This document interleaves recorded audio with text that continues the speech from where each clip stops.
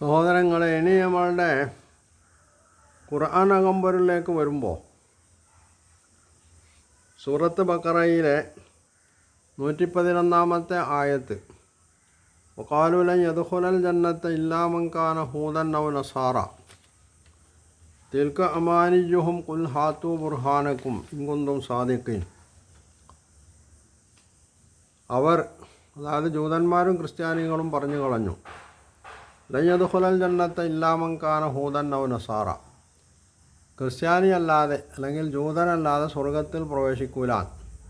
അതായത് ജൂതൻ പറഞ്ഞത് ജൂതനെ സ്വർഗത്തിൽ പ്രവേശിക്കുള്ളൂ, ക്രിസ്ത്യാനി പറഞ്ഞത് ക്രിസ്ത്യാനിയെ സ്വർഗത്തിൽ പ്രവേശിക്കുള്ളൂ എന്നാണ്. എന്നിട്ട് ഖുർആൻ പറയുന്നത് തിൽക അമാനിയുഹും, അതവരെ വ്യാമോഹമാണ്. ഖുൽ ഹാത്തു ബുർഹാനക്കും ഇൻ കുന്തും സാദിഖീൻ, നിങ്ങൾ സത്യമാണ് പറയണമെങ്കിൽ നിങ്ങളതിന് തെളിവ് കൊണ്ടുവരണം എന്ന് ഖുർആൻ പറയുന്നുണ്ട്. ഇവിടെ ഖുർആനെ ഖണ്ഡിക്കുന്ന ഒരു സംഗതി, ഒന്ന്, യഥാർത്ഥത്തിൽ യൂദായിസം അല്ലെങ്കിൽ ക്രിസ്ത്യാനിറ്റി എന്ന് പറയുന്നത് അള്ളാഹു പഠിപ്പിച്ചിട്ടുള്ളതല്ല, അത് പ്രവാചകന്മാർ ജീവിച്ച് കാണിച്ച മാർഗവുമല്ല. മൂസാ നബി അലൈഹി സ്വലാമിൻ്റെ സമൂഹമായിട്ടുള്ള ബനി ഇസ്രായേൽ, അവരാണ് യഹൂദ മതം എന്ന് പറയുന്ന ഒരു മതം ഉണ്ടാക്കിയത്. ഈസാ നബിയുടെ അനുയായികളാണെന്ന് വാദിക്കുന്ന ക്രിസ്ത്യാനികളാണ് ക്രിസ്ത്യാനിറ്റി എന്ന് പറയുന്ന ഒരു മതം ഉണ്ടാക്കിയത്. ഇതിനൊന്നും പ്രവാചകന്മാർ ഉത്തരവാദികളല്ല, അതുണ്ടാക്കാനല്ല അള്ളാഹു പ്രവാചകന്മാരെ നിയോഗിച്ചിട്ടുള്ളതെന്നാണ് ഒന്ന് ഖുർആൻ പറഞ്ഞത്. അള്ളാഹു പ്രവാചകന്മാരെ നിയോഗിച്ചത് അള്ളാഹുവിൻ്റെ ദീന് പഠിപ്പിക്കാനാണ്. ആ ദീനിൻ്റെ എക്കാലത്തുള്ള പേര് ഇസ്ലാം എന്നതാണ്. ഇസ്ലാം എന്ന് പറഞ്ഞാൽ അറബിയിൽ ഇസ്ലാം എന്ന് പറയും, മറ്റ് ഭാഷകളിൽ ആ ഭാഷകളിൽ അതിനൊരു പേരുണ്ടാവും. പക്ഷേ അതിൻ്റെ അടിസ്ഥാനം ഇസ്ലാമിക വിശ്വാസങ്ങളാണ്. അള്ളാഹുവിൻ്റെ ഏകത്വം, അതുപോലെ അള്ളാഹു നിയോഗിച്ച പ്രവാചകന്മാരെ അംഗീകരിക്കുക, പരലോക വിശ്വാസം കൈക്കൊള്ളുക, അതിനനുസരിച്ച് ജീവിതത്തെ രൂപാന്തരപ്പെടുത്താനുള്ളതാണ്. എന്നാൽ ജൂദായിസവും ക്രിസ്ത്യാനിറ്റിയും ചെയ്തിട്ടുള്ളത് നേരെ മറിച്ചാണ്. എന്നിട്ട് തങ്ങൾ രൂപപ്പെടുത്തിയെടുത്ത ഈ ജൂതമതത്തിലും ക്രിസ്തുമതത്തിലും അഭിരമിച്ചുകൊണ്ട് തങ്ങളെ സ്വർഗത്തിൽ കടക്കൂ എന്നവർ വാദിച്ചു കൊണ്ടിരിക്കുന്നു എന്നുള്ളതാണ്. ഇതാണ് ഇവിടെ ഖുർആൻ നിരാകരിക്കുന്ന, ഖണ്ഡിക്കുന്ന.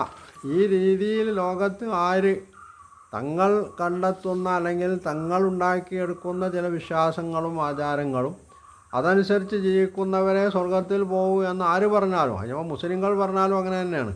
ഇവിടെ ജൂതന്മാർ ക്രിസ്ത്യാനികൾ എന്ന് പറയുമ്പോൾ ഇത് അവരിൽ മാത്രം പരിമിതമായിട്ടുള്ള സംഗതിയല്ല. അത് ആര് പറഞ്ഞാലും അങ്ങനെ തന്നെയാണ്. അത് മുസ്ലിങ്ങൾ പറഞ്ഞാലും അങ്ങനെയാണ്. അതേ അവസരം ഇവിടെ വ്യത്യസ്തമായിട്ടുള്ള സംഗതി എന്താണ്? ഇസ്ലാം അനുസരിച്ചാണ് നിങ്ങൾ ജീവിക്കുന്നതെങ്കിൽ നിങ്ങൾക്ക് സ്വർഗം കിട്ടും, മറിച്ചാണെങ്കിൽ കിട്ടൂല എന്നൊരു മുസ്ലിം പറഞ്ഞാലോ ഇതിനെ കൂട്ടിക്കുഴക്കാൻ പാടില്ല.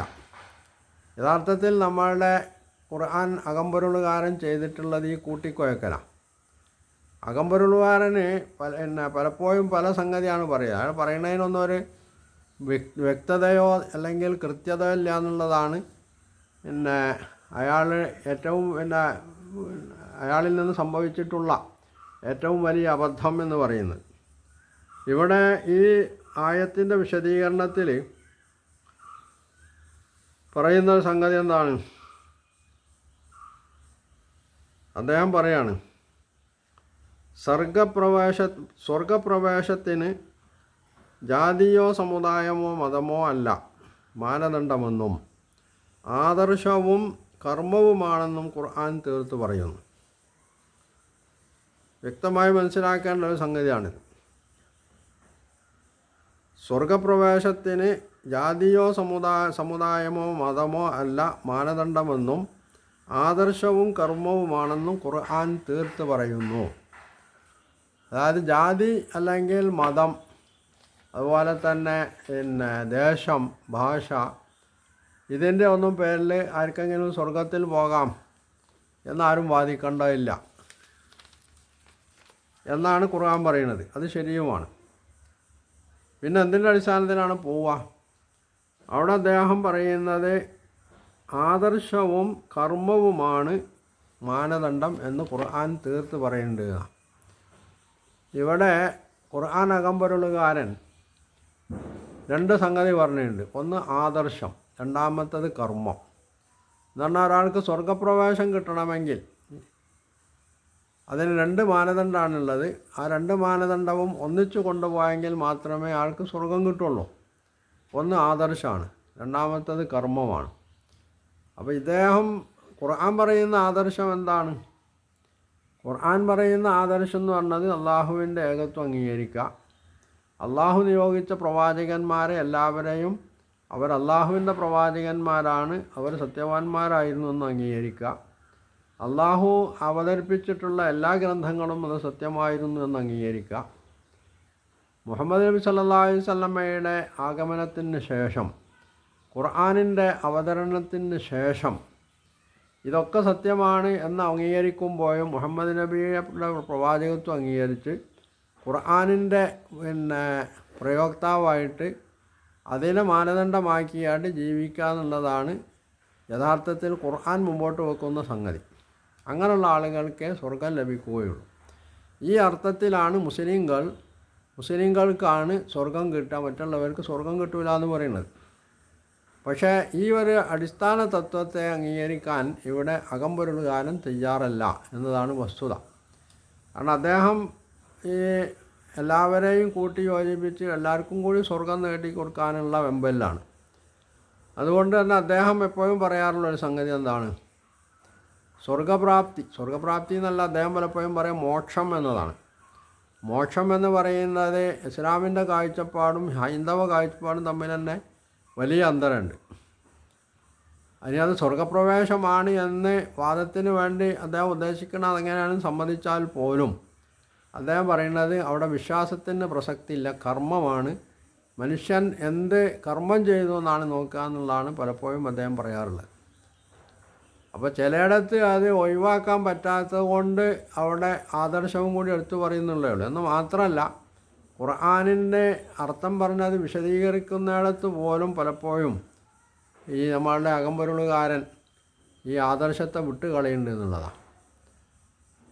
അതുകൊണ്ടാണ് അദ്ദേഹം ഇസ്ലാമിൻ്റെ പുറത്തുള്ള അള്ളാഹുവിൻ്റെ ഖുർആനോ മുഹമ്മദ് നബി സല്ലല്ലാഹു അലൈഹി വസല്ലമയുടെ പ്രവാചകത്വമൊന്നും അംഗീകരിക്കാത്ത ആളുകളെപ്പോലും സ്വർഗത്തിൻ്റെ ആളുകളാക്കി മാറ്റാൻ വേണ്ടി വെമ്പൽ കൊള്ളുകയും മുസ്ലിങ്ങൾ ഇവിടെ വിശുദ്ധവാദം, തങ്ങൾ വിശുദ്ധരാണ് എന്നുള്ളൊരു വാദം അല്ലെങ്കിൽ ശുദ്ധിവാദം ഉന്നയിക്കുന്നു എന്നൊക്കെ ആക്ഷേപിക്കുന്നത്. യഥാർത്ഥത്തിൽ മുസ്ലിങ്ങൾ ശുദ്ധിവാദം ഉന്നയിക്കുന്നുണ്ടോയെന്ന് ചോദിച്ചാൽ ഇല്ല എന്നുള്ളതാണ് വസ്തുത.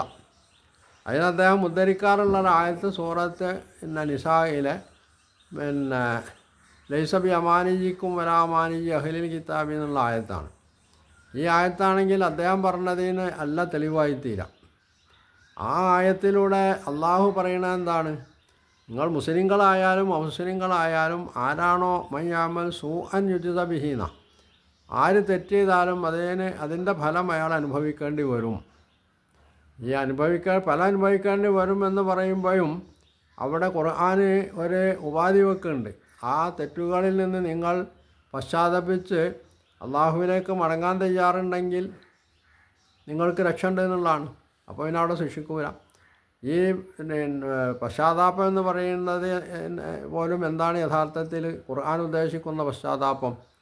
അത് നേരത്തെ പറഞ്ഞത് തന്നെയാണ്. തൗഹീദ് അംഗീകരിക്കുക, അള്ളാഹുവിൻ്റെ ഏകത്വം അംഗീകരിക്കുക, ഇസ്ലാമിലേക്ക് കടന്നു വരാം. അപ്പോൾ ഇസ്ലാമിലേക്ക് കടന്നു വരാതെ മുസ്ലിം ആവാതെ, മുസ്ലിം എന്ന് പറഞ്ഞാൽ അള്ളാഹുവിൻ്റെ ഖുർആനും നബി സല്ലല്ലാഹു അലൈഹി വസല്ലമയുടെ സുന്നത്തും അനുസരിച്ച് ജീവിക്കുന്ന രീതിയിലുള്ള ഒരു മുസ്ലിം ആവാതെ ആർക്കെങ്കിലും സ്വർഗം ലഭിക്കും എന്ന് മുസ്ലിങ്ങൾ ആരും പറയുന്നില്ല എന്നുള്ളതാണ്. അപ്പോൾ യഥാർത്ഥത്തിൽ മുസ്ലിങ്ങൾ പറയുന്നത് ഒരു സംഗതിയാണ്, അകമ്പൊരുളുകാരൻ പറയുന്നത് മറ്റൊരു സംഗതിയാണ്. അകമ്പൊരുളുകാരൻ തൻ്റെ വാദത്തിന് മേൽക്കൈ കിട്ടാൻ വേണ്ടിയിട്ട് മുസ്ലിങ്ങളെ അവർ ശുദ്ധിവാദക്കാരാണ് എന്ന് വരുത്തി തീർക്കുന്നു എന്നുള്ളത് മാത്രം. അല്ലാതെ ബോധപൂർവം ആത്മാർത്ഥമായിട്ട് ഇസ്ലാമിനെ സ്നേഹിക്കുന്ന ഒരു മുസ്ലിമും ഒരിക്കലും തന്നെ എങ്ങനെ മുസ്ലിമാണെന്ന് പറഞ്ഞിട്ട് എങ്ങനെ ജീവിച്ചാലും സ്വർഗം കിട്ടുന്ന ആരും ഇവിടെ പറയുന്നില്ല എന്നുള്ള. എന്ന് പറഞ്ഞാൽ ഇസ്ലാം മുസ്ലിം എന്ന് പറയുന്നത് ഇവരുടെ ജാതിയുടെ പേരുമല്ല. അതും മുസ്ലിങ്ങൾ, ബോധമുള്ള മുസ്ലിങ്ങളാരും അത് അംഗീകരിച്ചു കൊടുക്കില്ല. അതൊരു ആദർശമാണ്. ആദർശം അംഗീകരിച്ച ആൾക്കാണ് മുസ്ലിം എന്ന് പറയുന്നത്. എന്ന് മാത്രമല്ല അകമ്പൊരുളുകാരനെ സംബന്ധിച്ചിടത്തോളം ഇസ്ലാമി എന്നത് ഈ ദീനിൻ്റെ പേരല്ലാന്ന് വരെ അദ്ദേഹം പറയുന്നുണ്ട്. പക്ഷേ അദ്ദേഹത്തിൻ്റെ സൗകര്യത്തിന് വേണ്ടി പലപ്പോഴും പിന്നെ അള്ളാഹുവിൻ്റെ ദീന് അല്ലെങ്കിൽ ഇസ്ലാം എന്നൊക്കെ അയാൾ പറയും ചെയ്യും. എന്ന് പറഞ്ഞാൽ താൻ പറയുന്നത് എന്താണെന്ന് തനിക്ക് തന്നെ ബോധ്യമില്ലാത്ത ഒരു വ്യക്തമായിട്ടുള്ള കാഴ്ചപ്പാടില്ലാതെയാണ് അകമ്പൊരുളുകാരൻ ഇത്തരത്തിലുള്ള സംഗതികളൊക്കെ വാദിച്ചു കൊണ്ടിരിക്കുന്നത്. അതിനു വേണ്ടി അയാൾ എന്തൊക്കെയോ എഴുതുകയും ഒച്ചവെക്കുകയും ചെയ്യുന്നുള്ളത് മാത്രമേ ഉള്ളൂ. അതാണ് ഇവിടെയും യഥാർത്ഥത്തിൽ സംഭവിച്ചിട്ടുള്ളത്. ഇവിടെ അദ്ദേഹം തുടർന്ന് റഷീദ് റിളയെ ഉദ്ധരിക്കുന്നുണ്ട്. റഷീദ് റിള പറഞ്ഞതും ഇയാൾ പറഞ്ഞതും രണ്ടും രണ്ട് സംഗതിയാണ്. സൂറത്ത് ആൽ ഇമ്രാൻ്റെ തുടക്കത്തിൽ തന്നെ റഷീദ് റിള നിലവിലുള്ള വേദങ്ങളെ സംബന്ധിച്ചുള്ള വളരെ വിസ്തരിച്ചൊരു വിശദീകരണം കൊടുക്കുന്നുണ്ട്. അതിലൂടെ തന്നെ നമ്മുടെ അകമ്പൊരുളുകാരൻ റഷീദ് റിളയെ കൂട്ടിപ്പിടിച്ചുകൊണ്ട് തൻ്റെ വാദഗതികൾ സ്ഥിരീകരിക്കാൻ വേണ്ടി നടത്തുന്ന വാദങ്ങളത്രയും ശ്രമങ്ങളത്രയും അത് വൃഥാവിലാണ് എന്ന് ബോധ്യപ്പെടാൻ വേറെ ഒരു തെളിവിൻ്റെ ആവശ്യമില്ല. എന്നാൽ പോലും അയാൾ റഷീദിനെ കൂട്ടുപിടിച്ച് ആളുകളെ പറ്റിക്കാൻ വേണ്ടി ഇങ്ങനെ പറഞ്ഞുകൊണ്ടിരിക്കുന്നുള്ളത് അദ്ദേഹത്തിൻ്റെ ഒരു സ്വഭാവമാണ്. അത് അയാൾ നടത്തിക്കൊണ്ടിരിക്കും. ഇതാണ് യഥാർത്ഥത്തിൽ ഇതുമായി ബന്ധപ്പെട്ട വസ്തുത എന്ന് പറയുന്നത്.